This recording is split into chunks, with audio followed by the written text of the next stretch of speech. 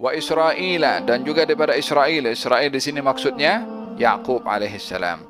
Wa mimman hadaina wajtabaina, dan orang-orang yang kami beri hidayah dan kami pilih. Di sini Allah sifatnya memberi hidayah dan Allah sifatnya memilih. Moga-moga Allah memberi hidayah kepada kita dan memilih kepada kita untuk menjadi hamba yang beriman, yang bertakwa, yang berakhlak mulia, ya Rabbal Alamin. Idza tutla alaihim ayatul rahmani kharru sujjadan wa bukiya. Kalau mereka orang-orang diberi hidayah dan dipilih itu, kalau dibacakan ayat-ayat yang Maha Pengasih, kharru sujjadan, mereka segera untuk sujud, wa bukiya, dan menangis, menghayati firman Allah, memahami maksud daripada firman Allah, sehingga mereka yang memahami firman Allah Subhanahu wa taala kharru sujudan, yakni akan sujud kepada Allah Subhanahu wa taala. Dengan demikian firman Allah bukan hanya ini orang sujud dalam bahasa Arab ini, kalau kharru sujudan, kharra itu artinya menjatuhkan, ya. Kalau kharru sujadan, menjatuhkan diri untuk sujud, ya, menjatuhkan diri untuk sujud. Dia sebagai sikap irtijali, spontan, atau sikap yang tanpa dia berfikir untuk berbuat, tetapi segera mengambil tindakan. Contohnya macam mana ya? Contoh kharru sujadan. Kalau seseorang itu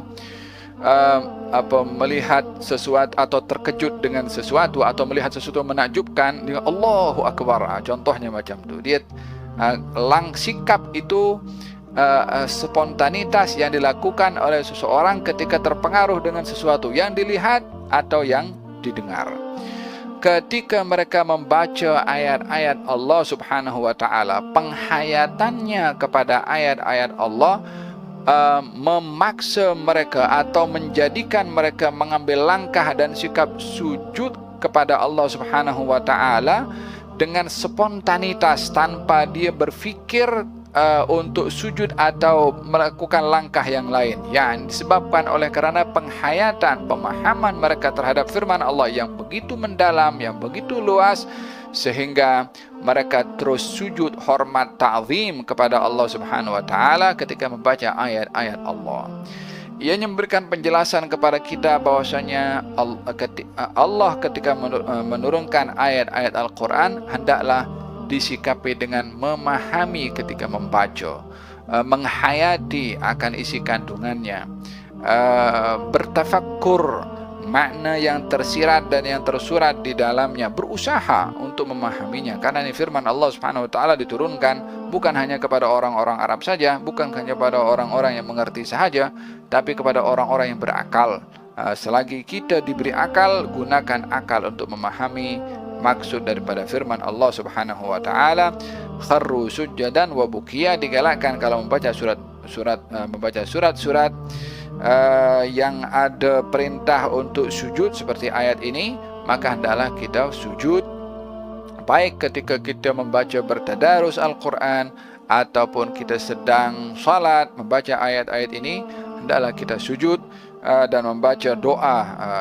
Kalau tahafal doanya khusus, baca subhana rabbiyal a'la wa bihamdi, atau baca doa yang warid. Allahumma lakal salamtu bika amantu wa laka sajadtu sajada wajhi lilladzi khalaqahu wa sawwarahu wa syaqqa sam'ahu wa basarahu fatabarakallahu ahsanul khaliqin. Ada dalam kitab Riyadhus Shalihin tentang sujudut tilawah. Sujud ini dinamakan sujudut tilawah. Sujud tilawah ini digalakkan kalau seseorang membaca ayat-ayat yang ada perintah untuk sujud di dalam Al-Quran, maka kita diperintahkan untuk sujud.